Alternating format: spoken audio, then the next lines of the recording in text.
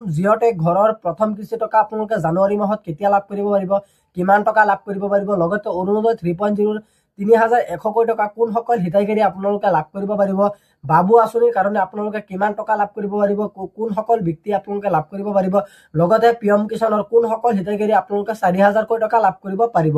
গতিকে আহক আমি ভিডিঅ'টো আৰম্ভ কৰোঁ আৰু আপোনালোকক পোনপ্ৰথমতে মই জনাই দিওঁ যে আপোনালোকে আজিৰ এই ভিডিঅ'টো একেবাৰে প্ৰথমৰ পৰা শেষলৈ চাই থাকিব। এতিয়া আহক আমি ভিডিঅ'টো আৰম্ভ কৰোঁ। পোনপ্ৰথমতে মই আপোনালোকক জনাই দিম যে আপোনালোকে যিসকলে চৰকাৰী ঘৰ পাবৰ কাৰণে আপোনালোকে জিঅ'টেক কৰিছিলে, তো সেইসকলক কিন্তু আপোনালোকক মুখ্যমন্ত্ৰী ডক্টৰ হিমন্ত বিশ্ব শৰ্মাই কৈছে যে আপোনালোকৰ পুৰণা যিবোৰ আপোনালোকৰ ঘৰ আছিলে আপোনালোকে এটা বা দুটা কিস্তি আপোনালোকে পাই পেলাই তাৰ পিছত কিন্তু আপোনালোকৰ ঘৰখন আপোনালোকৰ তাতেই মানে আপোনালোকৰ পৰি আছে, মানে আপোনালোকৰ ইনষ্টলমেণ্ট অৰ্থাৎ কিস্তিখন আপোনালোকে লাভ কৰিব পৰা নাই। এখন 2 নম্বৰ কিস্তি বা 3 নম্বৰ কিস্তি 4 নম্বৰ কিস্তি কিছুমানৰ কিন্তু আপোনালোকৰ পেণ্ডিঙত পৰি আছে। গতিকে যেতিয়া নেকি আপোনালোকৰ পুৰণা ঘৰৰ আপোনালোকৰ যিকেইটা কিস্তি বাকী আছে সেই কিস্তিখিনি আপোনালোকক যেতিয়া নেকি আপোনালোকৰ দিয়া প্ৰদান কৰিব তাৰ পিছৰ পৰাই কিন্তু আপোনালোকৰ অৰ্থাৎ জানুৱাৰী মাহৰ পৰাই কিন্তু আপোনালোকৰ জিঅ'টেক ঘৰত প্ৰথম কিস্তি টকাখন আপোনালোকে লাভ কৰিব পাৰিব। ইয়াৰ লগতে মই আপোনালোকক আৰু এখন কথা জনাই দিওঁ 2 নম্বৰত যে আপোনালোকে যিসকলে জিঅ'টেক ঘৰৰ হিতাধিকাৰী হয় আৰু আপোনালোকে লেবাৰ মিস্ত্ৰীৰ খৰচাৰ বাবে কিন্তু এইবাৰৰ পৰা আপোনালোকে 30,000 টকা আপোনালোকে জব কাৰ্ডৰ বাবদ আপোনালোকে 30,000 টকা আপোনালোকে লেবাৰ মিস্ত্ৰীৰ খৰচাৰ বাবে আপোনালোকে সেই পইচাখন লাভ কৰিব পাৰিব। তাৰপিছত 2 নম্বৰ যিটো আঁচনি হৈছে সেইটো আপোনালোকৰ অৰুণোদয় 3.0 আঁচনি।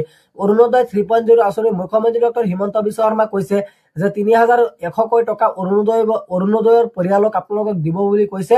ইয়াৰ লগতে যদি আপুনি এজন অৰুণোদয় হিতাধিকাৰী হয় আৰু আপুনি এজন যোগ্য হিতাধিকাৰী হয় তেনেকুৱা ক্ষেত্ৰত কিন্তু আপোনালোকক কোৱা হৈছে যদি আপোনাৰ পৰিয়ালত আপোনাৰ এখন ৰেচন কাৰ্ডত যদি আপুনি এখন অৰুণোদয় 3.0 আঁচনি আপোনালোকে লাভ কৰি আছে বা অৰুণোদয় পইচা আপোনালোকে পাই আছে, তেনেকুৱা ক্ষেত্ৰত যদি আপোনালোকৰ মৃত্যুবৰণ হয় তেনেকুৱা ক্ষেত্ৰত কিন্তু আপোনালোকৰ সেই পৰিয়ালত কিন্তু আপোনালোকৰ সেই 3100 টকা বা 1250 টকা লগতে আপোনালোকৰ গেছ চিলিণ্ডাৰৰ বাবে 250 টকাখন আপোনালোকে লাভ কৰিব পাৰিব আপোনালোকৰ বেংকৰ একাউণ্টত। যদি সেই অৰুণোদয় মানে যিজন আপোনালোকৰ হিতাধিকাৰী আছিলে যদি সেইজনৰ মৃত্যুবৰণ হয় তেনেকুৱা ক্ষেত্ৰত কিন্তু আপোনালোকৰ সেই পৰিয়ালত মানে সেইটো প্ৰদান কৰা হ'ব আঁচনিখন।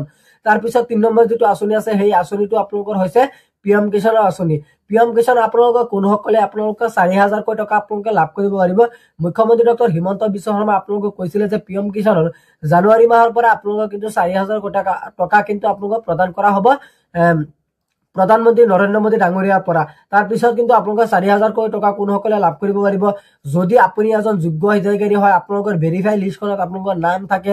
এতিয়ালৈকে কিন্তু আপোনালোকৰ 22 নম্বৰ কিস্তিৰ কিন্তু লিষ্টখন ওলোৱা নাই। যেতিয়া নেকি ওলাই যাব তেতিয়া কিন্তু মই আপোনালোকক ভিডিঅ' বনাই দেখুৱাই দিম আৰু আপোনালোকে চেক কৰি ল'ব যে নিজৰ নামটো আপোনালোকে কেনেকৈ চেক কৰিব লাগে। আৰু সেই লিষ্টত যদি আপোনাৰ নাম থাকে তেনেকুৱা কিন্তু আপোনালোকে পিএম কিষাণৰ এজন যোগ্য হিতাধিকাৰী হয় আৰু পিএম কিষাণৰ যিটো 2000 টকাৰ সলনি আপোনালোকে 4000 টকা আপোনালোকে লাভ কৰিব পাৰিব জানুৱাৰী মাহৰ পৰা। আৰু আপোনালোকে KYC বেংকৰ একাউণ্টটো আধাৰ কাৰ্ডৰ লগত আপডেট কৰা বা আপোনালোকৰ মোবাইল নাম্বাৰটো আপডেট কৰা বা আপোনালোকৰ ধৰি লওক KYC কৰা, ফাৰ্মাৰ ৰেজিষ্ট্ৰেশ্যন, ID কাৰ্ডখন বনোৱা, আপোনালোকে এই গোটেইখিনি কাম আপোনালোকৰ সম্পূৰ্ণ প্ৰচেছটো আপোনালোকে CHC চেণ্টাৰৰ ওচৰত গৈ ক'ব যে আমাৰ এইটো অসুবিধা হয়, আপোনালোকে কিন্তু সেই প্ৰব্লেমটো আপোনালোকক সলভ কৰি দিব।